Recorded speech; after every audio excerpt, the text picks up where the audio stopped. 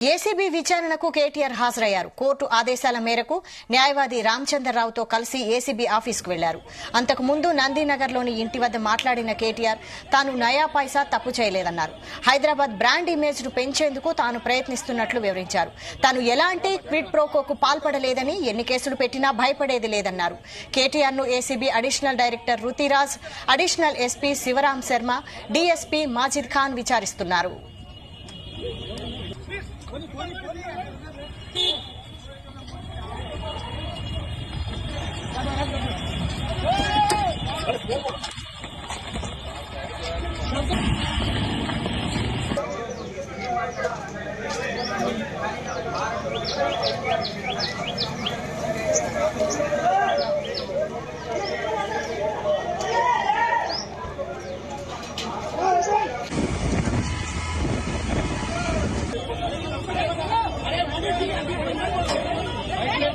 తొమ్మిదిన్నర 10 ఏళ్ల కాలంలో మా ప్రభుత్వం ఉన్నప్పుడు మా బావమరుదులకు 1137 కోట్ల కాంట్రాక్టులు ఇచ్చే దౌర్భాగ్యపు పని, అట్లాంటి పనులు చేయలేదు.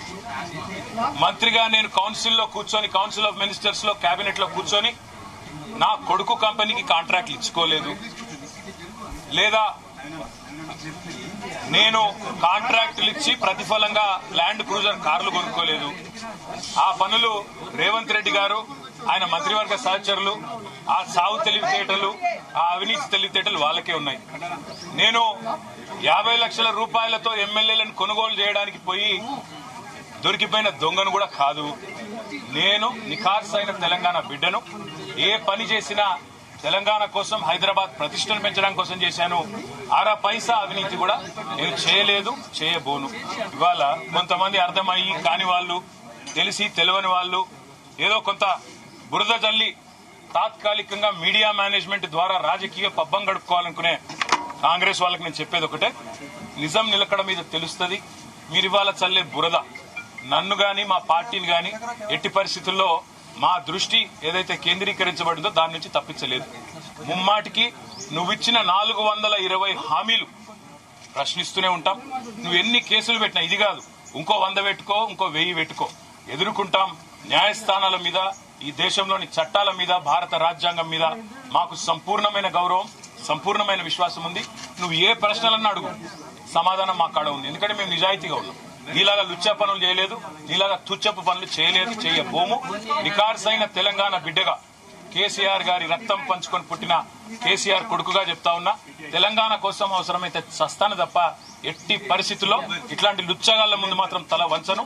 తప్పకుండా కొట్లాడుతూనే ఉంటా, పోరాడుతూనే ఉంటా. తెలంగాణ జయించేదాకా, ఈ కాంగ్రెస్ కబంధ హస్తాల్లోంచి తెలంగాణ బయటకు వచ్చేదాకా కొట్లాడుతూనే ఉంటాను, ప్రతిజ్ఞ చేస్తా ఉన్నా. Thank you. ఇక కేటీఆర్ ఏసీబీ విచారణపై మరిన్ని details crime bureau chief Raviteja ACB office నుంచి లైవ్ లో అందిస్తారు. రవితేజ, చెప్పిన ప్రకారంగానే, చెప్పినటువంటి టైం డేట్ ప్రకారంగానే కేటీఆర్ తన న్యాయవాదితో కలిసి ఏసీబీ కార్యాలయానికి లోపలికి వెళ్లారు. అడ్వకేట్ రామచందర్తో కలిసి కేటీఆర్ నందినగర్ ఇంటి నుంచి బయలుదేరి అక్కడి నుంచి నేరుగా ఎవరిని, కార్యకర్తలను కానీ, అనుచరులు కానీ, వారి బృందాన్ని కానీ తీసుకురాకుండా ఒక వాహనంలో మాత్రమే కేటీఆర్ కోర్టు తీర్పుని గౌరవిస్తూ కోర్టు చెప్పిన విధంగానే కేటీఆర్ తన న్యాయవాదిని తీసుకెళ్లి ప్రస్తుతం విచారణ ఎదుర్కొన్నట్టుగా తెలుస్తోంది. ఈరోజు కేటీఆర్ పై నమోదు చేసినటువంటి కేసులు కానీ, కేటీఆర్ని ఈరోజు విచారణ పేరుతో పిలిచినటువంటి తీరును కానీ తీవ్రంగా బీఆర్ఎస్ శ్రేణుల నుంచి వ్యతిరేకం పెరుగుతూ ఉన్నాయి, విమర్శలు పెరుగుతూ ఉన్నాయి. పీసీ కరప్షన్ యాక్ట్ అనేది, ప్రివెంటివ్ ఆఫ్ కరప్షన్ యాక్ట్ అనేది అక్కడ డబ్బులు ఇచ్చి పుచ్చుకున్నట్టుగా రెడ్ హ్యాండెడ్గా దొరికితే ఆ సెక్షన్ని అమలు చేస్తారు.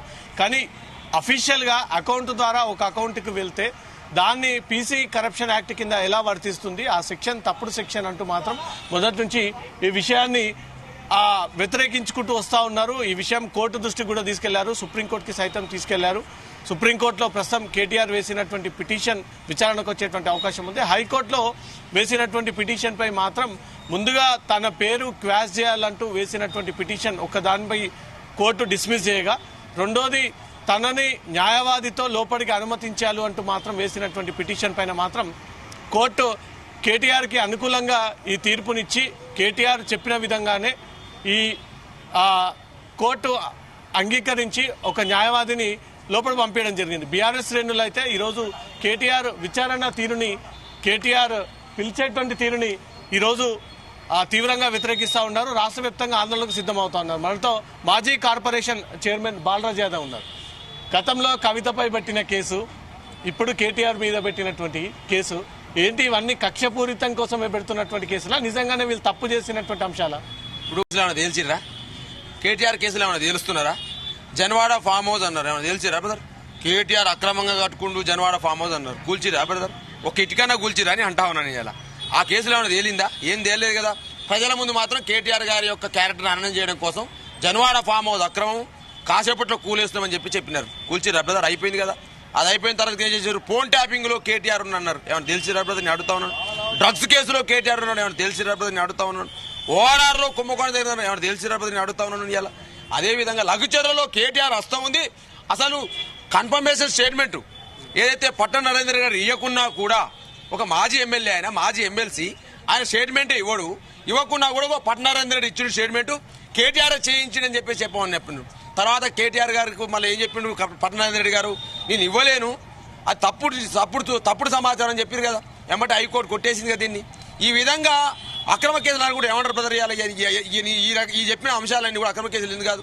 రాజు పాకాలంటే డ్రగ్స్ దొరికినాయి అన్నాడు, దొరికినాయా బ్రదర్? అదొక దావతు, ఒక గృహప్రవేశ కార్యక్రమాన్ని కూడా రేవుపాటిగా మార్చి, ఆ రేవుపాటిలో పోలీసులు దరిద్రం ఏమైందంటే, పోలీసు కాకి డ్రెస్ వేసుకున్న వాళ్ళంటే మీద గౌరవం ఉంది మాకు, కానీ వాళ్ళే మఫ్టీలో వచ్చి జేబులలో డ్రగ్స్ తీసుకొచ్చి రాజు పాకాల ఇంట్లో పెట్టి, దీని వెనకాల కేటీఆర్ ఉంది కాబట్టి కేటీఆర్ని అరెస్ట్ చేయాలి, ఏటు చేసి కేటీఆర్ని అరెస్ట్ చేయాలని మాట్లాడుతూ ఉన్నాడు. ఇలా రేవంత్ రెడ్డి గారు ఏమనుకుంటారంటే, గీతానుసారం పనిచేస్తాను, శ్రీకృష్ణ భగవాన్ గీతానుసారం అనుకున్నా నేను, కానీ వాళ్ళ భార్య గీతాన్ని నేను అనుకుంటలేయాలి బ్రదర్.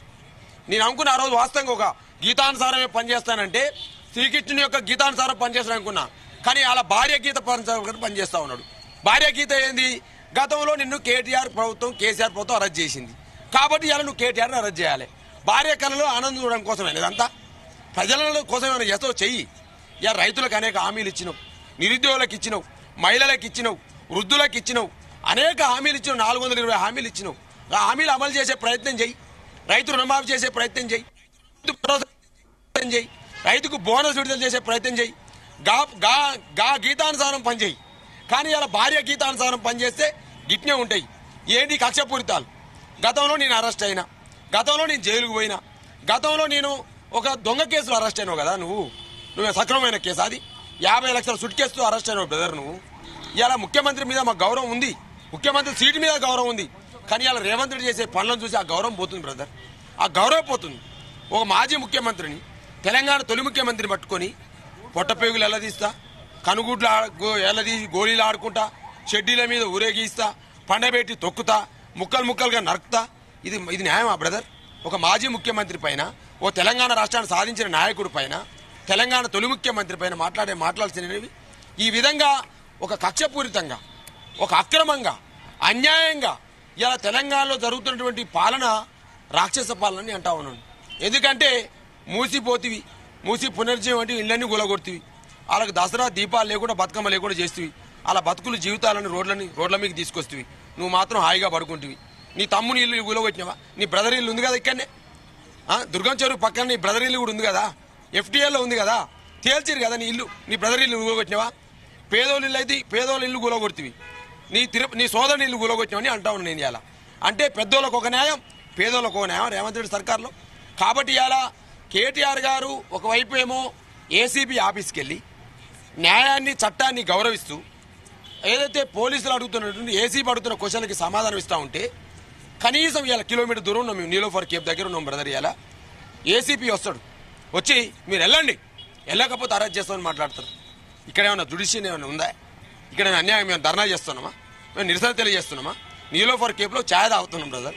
మా నాయకుడు ఏసీపీ ఆఫీసు పోయింది కాబట్టి మేము వారితో పాటు వద్దామనుకున్నాం బ్రదర్. అయినా కూడా మా పక్కనే తెలంగాణ భవన్ ఉంది. ఇవాళ పోలీసు వాళ్లకు చెప్తా ఉన్నాం, ఇవాళ కాకి డ్రెస్ వేసుకున్నటువంటి మీ చట్టం మీద, మీ డ్రెస్ మీద మాకు ఇల్లు ఉంది, మాకు గౌరవం ఉన్నది. కాబట్టి మీరు ఇవాళ రేవంత్ రెడ్డి చుట్టాలు లెక్క ఎవరించకండి. ఇవాళ చట్టం ఏదో రేవంత్ రెడ్డి జేబులో ఉన్నట్టు, పోలీసులు ఏదో రేవంత్ రెడ్డి జేబులో ఉన్నట్టు ఎవరించకండి అంటా ఉన్నాం. కాబట్టి ఇవాళ డెఫినెట్గా మా నాయకుడు చట్టం పరిధిలో ఏసీబీ వాళ్ళు ఏ క్వశ్చన్ అయితే అడుగుతా ఉన్నారో ఆ క్వశ్చన్లన్నిటికీ సమాధానం లిఖితపూర్వకంగా కావచ్చు, ఆధారపూర్వకంగా అన్ని ఇస్తా ఉన్నారు. డెఫినెట్ గా ఈ కేసు అనేది ఒక లొటపీస్ కేసు నడుస్తుంది అంటున్నా కదా బ్రదర్. ఇవాళ తెలంగాణ సమాజంలో నడుతుంది. లొటపీస్ ఏంటంటే ఏం పనికిరాదనమాట. ఇది కూడా పనికిరాని కేసు అని నేను అంటా ఉన్నాను.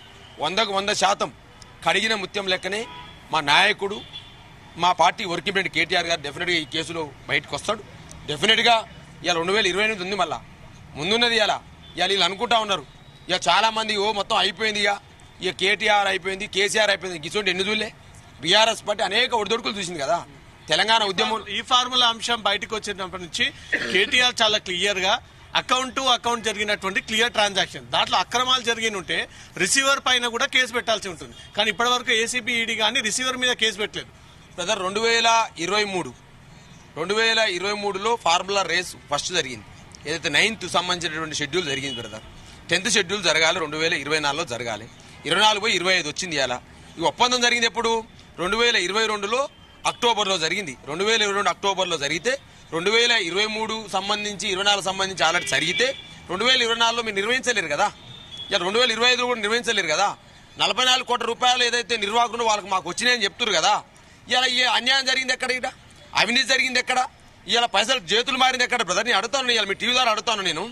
అకౌంట్ టు అకౌంట్ పైసలు పోయినవి నిర్వాహకులే చెప్తా ఉన్నారు. ఫస్ట్ ఫేజ్, సెకండ్ ఫేజ్ సంబంధించి మాకు నిధులు అందినవి, థర్డ్ ఫేజ్ నిధులు ఇవ్వమని చెప్పేసి మిమ్మల్ని డిసెంబర్ 13వ తారీఖు 2023లో సెక్రటేరియట్ లో ఈ ముఖ్యమంత్రి రేవంత్ రెడ్డి కలిసిన మాట వాస్తవం. ఆల్బర్టో ఎవరైతే ఫార్ములా రేస్ నిర్వాహకుల కో ఫౌండర్ ఎవరైతే ఉన్నారో ఆల్బర్టో వచ్చి రేవంత్ రెడ్డి కలిశారు. కలిసి సార్ ఫస్ట్ దఫా సెకండ్ దఫా నిధులు మాకు వచ్చినవి, థర్డ్ ఫేజ్ సంబంధించిన నిధులు మాకు ఇస్తే మేము నిర్వహిస్తామని చెప్పినారు. నిర్వహణ చేతగాక, పైసలు చేతగాక, హైదరాబాద్ బ్రాండ్ ఇమేజ్ ని పెంచడం చేతగాక, ఇలా హైదరాబాద్ ఇమేజ్ ని డ్యామేజ్ చేస్తూ హైడ్రా పేరుతోటి డ్యామేజ్ చేయడమైన లక్ష్యం, కూలగొట్టడమైన లక్ష్యం, కూల్చివేయడమైన లక్ష్యం, అరెస్ట్ చేయడమైన లక్ష్యం, అక్రమంగా నిర్బంధించడమే లక్ష్యం, గొంతెత్తితే నిర్బంధించడమే లక్ష్యంగా మారింది. ఇలా అన్యాయంగా అక్రమంగా కేసులు పెడుతున్నాడు. అయ్యా నువ్వు ఇచ్చిన హామీలు అమలు కావట్లేమంటే జైల్లో పెడుతుంది. నువ్వు ఇచ్చిన హామీలు అక్కడ అన్యాయం అని చెప్తే ఇలా కేసులు పెడతా ఉంటావు. ఎన్ని కేసులు ఏంటండి? ఇలా వందలాది కేసులు పెట్టిరు బీఆర్ఎస్ పార్టీ కార్యకర్తల మీద. ఎందుకు పెట్టిరండి? నువ్వు ఇచ్చిన హామీలు అమలు చేయమని అడిగితే కేసులు పెడతావు. నీ కొండారెడ్డిపల్లెలోనే నీ సొంత ఊర్లో రుణమాఫీ కాలేదని జర్నలిస్టులను కొట్టినావు కదా. రుణమాఫీ కాలేదని వాళ్ళు ఇంటర్వ్యూ చేస్తా ఉన్నారు. పోయి రుణమాఫీ కాలేదని చెప్తే వాళ్ళు జర్నలిస్టులో కొట్టినావు కదా. ఇవాళ 100% మీడియా పరంగా మేము చెప్తా ఉన్నాం. ఇవాళ కేసీఆర్ గారి పైన అనేక ఆరోపణలు. కాళేశ్వరంలో అవినీతి, రేపో మాపో అరెస్టు కేసీఆర్ అయిందా? విద్యుత్ ఒప్పందాలలో అవినీతి, జగదీష్ రెడ్డి రేపే జైలుకు, కేసీఆర్ రేపే జైలుకు పోయిందా?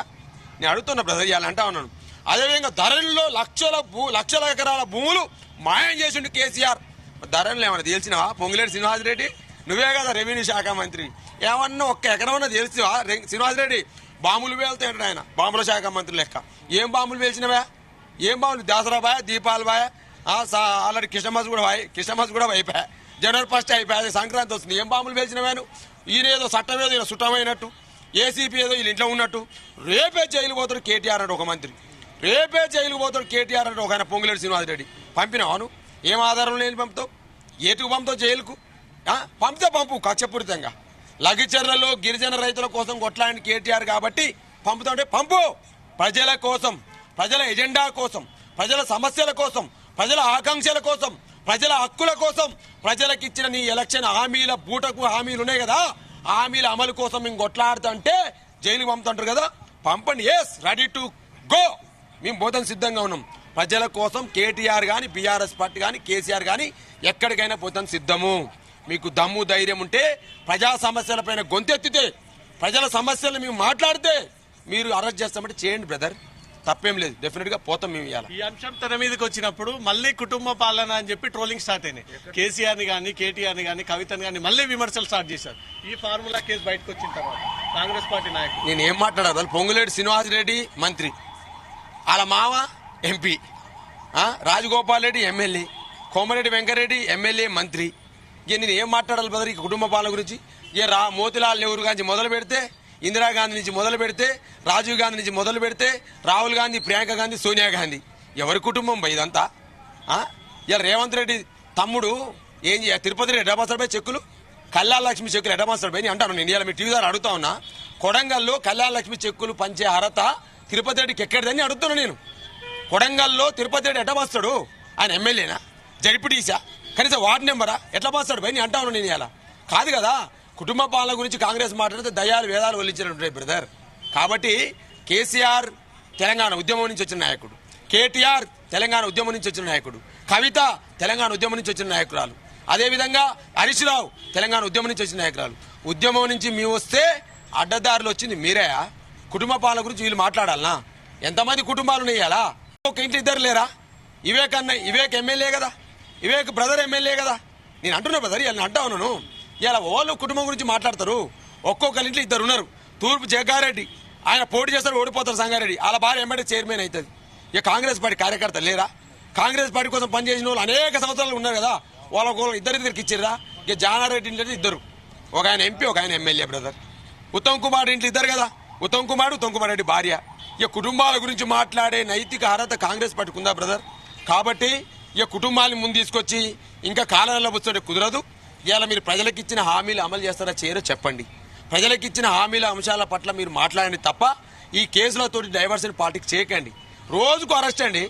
ఓనాడు కవిత అరెస్ట్ అని కొన్ని రోజులు, కేటీఆర్ అరెస్ట్ అని కొన్ని రోజులు, హరీష్ రావు అరెస్ట్ అని కొన్ని రోజులు. ఇక రేపో మాపం ఉంది పండుగ మీకు, మీ అందరికి కూడా.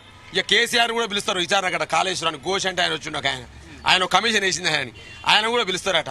ఇక కేసీఆర్ పిలుస్తారని మాట్లాడతారు. ఇక మీరు చెప్తా ఉన్నా ఇవాళ కేసీఆర్ కుటుంబం చుట్టూ రాజకీయాలు తిరుగుతా ఉన్నాయి. కేసీఆర్ బీఆర్ఎస్ పార్టీ చుట్టూ రాజకీయాలు తిరుగుతున్నాయి. ఎందుకంటే ప్రజల సమస్యల గురించి మేము మాట్లాడుతున్నాం కాబట్టి, అంతే, ఏం లేదల్లా. మీరేం చెప్తారు? రాష్ట్రంలో ఉన్నటువంటి రాజకీయ పరిస్థితుల్లో కేటీఆర్ ని తీసుకొచ్చి విచారించేటువంటి తీరు మీరేం అభిప్రాయం వ్యక్తం చేస్తారు? ముందుగా ఇది చూడండి, మేము ఫార్మర్స్ గురించి కొట్లాడుతుంటే వాళ్ళేమో ఫార్మా ఈ రేస్ గురించి కొట్లాడుతున్నారు. మేము ప్రజా సంక్షేమం గురించి, ప్రజా పథకాల గురించి, ప్రజలకు ఏదైతే నిత్య అవసరాలు ఉన్నాయో దాని గురించి పోరాటం చేస్తుంటే ఈ పోరాటానికి ఈ గొంతును నొక్కేయాలి. ఎందుకంటే ఈ పోరాటాలపైన చాలా బ్రహ్మాండంగా అసెంబ్లీలో కానీ బయట కానీ మా పార్టీ వర్కింగ్ ప్రెసిడెంట్ కేటీఆర్ గారు ఎంతో బ్రహ్మాండంగా నిలదీయటం జరుగుతుంది. ఎంతో బ్రహ్మాండంగా వాళ్ళని అందరినీ కూడా ఇరుకులో పెట్టే ప్రయత్నం చేస్తున్నాడు. ప్రతిరోజు ఈ ప్రభుత్వాన్ని క్వశ్చనింగ్ చేస్తున్నారు. ఫార్ములా అన్నారు, ఫార్ములా కాదు, మీరు 6 గ్యారంటీ ఇచ్చిన ఏవి, మీరు ఎవరికైతే స్కూటీ ఇస్తున్నారో, ఎవరికైతే మీరు కళ్యాణ లక్ష్మి ఇస్తున్నారో, ఎవరికైతే షాదీ ముబారక్ ఇస్తున్నారో, ఇచ్చింది పోక దాంతో మీరు తులం బంగారం ఇస్తున్నారో, ఈ ప్రతి విషయాలని కూడా గత సంవత్సరం నుండి మీరు అన్ని చెప్పి ఇప్పటిదాకా కాలయాపన చేస్తున్నారు. ప్రతిరోజు నిత్యము కూడా అడుగుతుంటుంటే ఈ అడిగే గొంతును ఏ విధంగా నొక్కేయాలి, ఈ అడిగే గొంతును ఆపేయాలనే ఒక దురుద్దేశంతో అక్రమంగా కేసులు పెట్టేసి, ఎప్పుడు జరిగిందా నీకు ఈ ఫార్ములా ఈ రేసు, నీవు వచ్చినది ఎప్పుడు, నువ్వు మాట్లాడింది ఎప్పుడు, ఇప్పటిదాకా నీకు దాని గురించి కూడా ఏమి తెలియకపోవడం చాలా విడ్డూరంగా ఉంది. యావత్ ప్రపంచాన్ని లోపల హైదరాబాద్ని కూడా బ్రాండ్ ఇమేజ్ని పెంచాలనే ఒక మంచి దృఢ సంకల్పంతో, ఓ మంచి సంకల్పంతో మరి ఇక్కడ ఈ యొక్క స్పోర్ట్స్ యొక్క ఈవెంట్ని నిర్వహించడానికి మరి వారిని తీసుకురావడం జరిగింది. ఈ స్పోర్ట్స్ ఈవెంట్ పెట్టడం వలన మరి అదేవిధంగా ఏదైతే వెహికల్స్ అని చెప్పేసి ఉండో కాలుష్య రహిత వెహికల్, మనకి ఇలాంటి వెహికల్ అని ఇంట్రడ్యూస్ చేయటం వలన మన తప్పకుండా మనకు ఒక వాతావరణం కూడా మంచిగా సువిశాలుగా మంచి సంపూర్ణంగా మన అందరూ హాయిగా గాలి పీల్చుకునే విధంగా ఉండే రకంగా అనేక రకాలుగా ఒక మంచి పనులు చేద్దామని చెప్పేసి ఆయన తలపెట్టిన కార్యక్రమం లోపల మన ఆ రోజు ఈ యొక్క ఫార్ములా ఈ రేస్ పెట్టడం వల్ల దాదాపు 600 నుండి 700 కోట్ల లాభం ఉంది. దాని గురించి ఎవరు మాట్లాడినా పోరు. కానీ ఈ విధంగా పిచ్చిగా మరి మాట్లాడే చేసేసి ఈరోజు అర్థం పర్థం లేని విధంగా ఈరోజు అక్రమంగా కేసులు పెట్టేసి మరి ఈ యొక్క ఎవరైతే ఉన్నారో మరి రేవంత్ రెడ్డి గారి యొక్క జోబు సమస్యలుగా ఉన్నాయో వాటిని పిలిపించి ఏసీబీకి కేటీఆర్ వచ్చినటువంటి విధానాన్ని, ఈ రోజు విచారణ జరుగుతున్నటువంటి తీరుని మాత్రం బీఆర్ఎస్ క్యాడర్ దీన్ని తీవ్రంగా వ్యతిరేకిస్తా ఉంది. ఏ సెక్షన్స్ అమలు చేయాలో రాష్ట్ర ప్రభుత్వానికి తెలియదు, పోలీస్ శాఖ తెలియదు. అలాంటి సెక్షన్లు పెట్టి ఈ రోజు వర్కింగ్ ప్రెసిడెంట్ గా ఉన్నటువంటి కేటీఆర్ ని పిలిచి ఈ రోజు విచారణ పేరుతో వేధిస్తా ఉన్నారు. అతను ఒప్పుకోకపోయినా, అంగీకరించకపోయినా కావాలని అతని మీద కేసులు మోపి జైల్లో పెట్టేటువంటి ప్రయత్నాలు జరుగుతూ ఉన్నారంటూ మాత్రం బీఆర్ఎస్ క్యాడర్ నుంచి ఈ వ్యతిరేకత పెరుగుతూ ఉంది.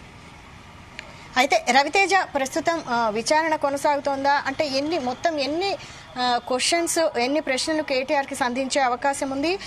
అరవింద్ కుమార్ తో పాటు దానకిషోర్ ఇచ్చిన స్టేట్మెంట్ ఆధారంగా కేటీఆర్ విచారణ జరుగుతున్నట్టు తెలుస్తోంది. ఏమైనా అప్డేట్స్ ఉన్నాయా? రైట్, నిన్న ఈడీకి హాజరయ్యారు, ఇటు ఏసీబీకి కూడా హాజరయ్యారు. ఈ కేసులో A2, A3గా ఉన్నటువంటి అరవింద్ కుమార్, బిఎల్ఎన్ రెడ్డి ఇద్దరు కూడా ఈ విషయం మీకు తెలిసే జరిగిందా, తెలియకుండా జరిగిందా? మీరెట్లా ఈ చట్టాన్ని ఉల్లంఘించి అనుమతులు లేకపోయినా ఎన్నికల కోడ్ అమల్లో ఉండగా మీరు ఈ డబ్బులని బదలాయించడం వెనుక ప్రధాన కారణాలు ఏంటి అంటూ కూడా ఇటు అరవింద్ కుమార్ని క్వశ్చన్ చేశారు, అటు ఈడీ నుంచి బిఎల్ రెడ్డి నుంచి కూడా క్వశ్చన్ చేశారు. దీంట్లో అన్ని మేము సక్రమంగానే చేపట్టాము, మా పై అధికారులకు ఆ సమాచారం ఇచ్చి వారు ఇచ్చినటువంటి ప్రకారంగానే ఈ ఫైల్ని తీసుకెళ్లి అప్పుడు ఎంఏయుడి మినిస్టర్గా ఉన్నటువంటి కేటీఆర్ టేబుల్ పైన పెట్టి కేటీఆర్ టేబుల్ మీద ఆ ఫైల్ పెట్టి దాని ద్వారా సంతకం తీసుకున్న తర్వాత అకౌంట్స్ అన్ని పరిశీలించి ఎలా పంపాలి ఇదంతా అఫీషియల్ గానే ఉండాలి, రానున్నటువంటి రోజుల్లో కూడా మళ్ళీ క్వశ్చన్ చేస్తే చెప్పుకున్న విధంగానే అన్ని డాక్యుమెంట్స్ ప్రిపేర్ అయి ఉంటేనే ఈ వ్యవహారం అంతా మేము ముందుకు సాగిస్తామంటూ కూడా బిఎల్ఎన్ రెడ్డి అధికారుల ముందు అదే చెప్పాడు. అరవింద్ కుమార్ కూడా ఇన్నేళ్ల ఐఏఎస్ ఎక్స్పీరియన్స్ ఉన్నటువంటి తనకు ఎక్కడ కూడా అవినీతి ఆరోపణలు లేవని, ఇంత పెద్ద హోదాలో ఉన్నాను, గత ప్రభుత్వంలో కీలక పొజిషన్స్ లో కూడా పనిచేశాను, నాకు ఉన్నతాధికారుల ఆదేశాల ప్రకారంగానే ఈ డబ్బుల బదలాయింపు అనేది ప్రత్యేకంగా వారికి అంటే రాష్ట్ర ప్రభుత్వంతో ఈ ఫార్ములా వాళ్ళు చేసుకున్నటువంటి ఒప్పందం ప్రకారంగానే ఈ డబ్బుల ట్రాన్సాక్షన్స్ అనేది జరిగింది. ఎక్కడ కూడా దీంట్లో ఇల్లీగల్ కానీ అక్రమాలు కానీ సొంత ఉపయోగానికి కానీ డబ్బులు ఉపయోగించలేదు. తమ పైన పెట్టినటువంటి కేసులు ఇల్లీగల్ కేసులు, ఇది రాజకీయ పరమైనటువంటి కక్ష తీర్చుకోవడానికి పెట్టినటువంటి కేసులు అంటూ మాత్రం బిఎల్ఎన్ రెడ్డి అదే చెప్పారు, అరవింద్ కుమార్ కూడా అదే చెప్పారు. సేమ్ వీరు ఇచ్చినటువంటి స్టేట్మెంట్ ని బేస్ చేసుకొని ఇచ్చినటువంటి స్టేట్మెంట్ ని రికార్డ్ చేసుకున్నటువంటి అంశాలన్నీ కూడా ఈ రోజు అరవింద్ కుమార్ ఈ రకంగా చెప్పాడు, బిఎల్ఎన్ రెడ్డి ఈ రకంగా చెప్పాడు. మీ వర్షన్ ఏంటి అంటూ కూడా కేటీఆర్ కి సుమారు 50 క్వశ్చన్స్ ప్రత్యేకంగా ముగ్గురు ప్రత్యేకమైనటువంటి అధికారులను ఏర్పాటు చేసి 3 చైర్లలో ఆ ముగ్గురు అధికారులు ఇటువైపుగా కేటీఆర్ ని కూర్చోబెట్టి కేటీఆర్ ని అడిగేటువంటి ప్రతి క్వశ్చన్ ని పర్యవేక్షించే విధంగా అక్కడ రామచందర్ న్యాయవాది కూడా ఎప్పటికప్పుడు అక్కడ సిచ్యువేషన్ ని మానిటర్ చేస్తూ జరుగుతున్నటువంటి తీరునంతా కూడా అతను మానిటర్ చేస్తూ ఏదైనా ఇబ్బంది పెడతా ఉన్నారా, ఏదైనా బల ప్రయోగం చేస్తా ఉన్నారా, ఏదైనా థర్డ్ డిగ్రీ లాగా బెదిరిస్తా ఉన్నారా, ఒప్పుకోకపోయినా కేటీఆర్ నుంచి ఏదైనా సంతకాలు తీసుకుంటా ఉన్నారంటూ కూడా ప్రత్యక్షంగా ఒక న్యాయవాది దానికోసమే కేటీఆర్ తనకు కావాలంటూ కూడా కోర్టు దృష్టికి తీసుకెళ్లడం జరిగింది. 50 క్వశ్చన్స్ కేటీఆర్ కోసం సిద్ధంగా ఉన్నాయి. 50 ప్రశ్నలు కేటీఆర్ కురిపించిన తర్వాత నిన్న మొన్నటి వరకు అతను మీడియాలో మాట్లాడినటువంటి అంశాలు ఇప్పుడు ఈరోజు ఏసీబీ అధికారుల ముందు చెప్తున్నటువంటి వర్షన్ మ్యాచ్ అవుతున్నాయా లేదా, ఈ ఎంఏయుడి హెచ్ఎండిఏ అకౌంట్స్ నుంచి ఫారెన్ ఎక్స్చేంజ్ మనీ ద్వారా ఈ అకౌంట్లు బదిలీ అయ్యాయి అనే ఒక ఆరోపణల పైన కేటీఆర్ విచారణ స్టార్ట్ అయింది. కేటీఆర్ ని పదే బ్యాంక్ అకౌంట్స్ గురించి క్వశ్చన్ చేస్తా ఉన్నారు. ఫస్ట్ ఫేజ్ లో అగ్రిమెంట్, సెకండ్ ఫేజ్ లో అగ్రిమెంట్ ఎందుకు క్యాన్సిల్ చేసుకోవాల్సి వచ్చింది, ముందుగా ఎన్నికల కోడ్ అమల్లో ఉంది, ఈ డబ్బులు కేబినెట్ ఆమోదం లేకుండా ఆర్బీఐ గైడ్ లైన్స్ ప్రకారంగా ఆర్బీఐ అనుమతి లేకుండా ఈ 55 కోట్ల రూపాయలని మీరు బదిలీ చేయడం వెనుక ఉన్నటువంటి రహస్యం ఏంటి అనేది కూడా ఈ 50 క్వశ్చన్స్ కేటీఆర్ పైన కురిపించి ఒక్కొక్క క్వశ్చన్ కి అతని నుంచి సమాధానం రాబడతా ఉన్నారు. Vaishali. Right, thank you Raviteja.